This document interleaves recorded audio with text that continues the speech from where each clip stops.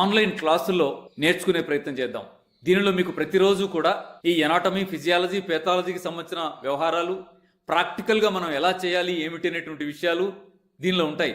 అలాగే ప్రతిరోజు ఒక హెల్త్ ఛాలెంజ్ ఇవ్వడం జరుగుతూ ఉంటుంది. మంచి అలవాట్లను రూపొందించుకోవడమే మంచి మనిషిగా జీవించడానికి మొదటి మెట్టుగా ఉపయోగపడతాయి.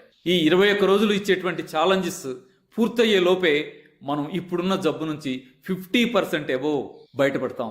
ఆరోగ్యం మనల్ని పలకరిస్తుంది. అంతటి కెపాసిటీ మన శరీరంలో ఉన్నటువంటి రిపేరింగ్ సంస్థ వ్యవస్థలకే ఉంది. అవి సాధించి చూపెడతాయి.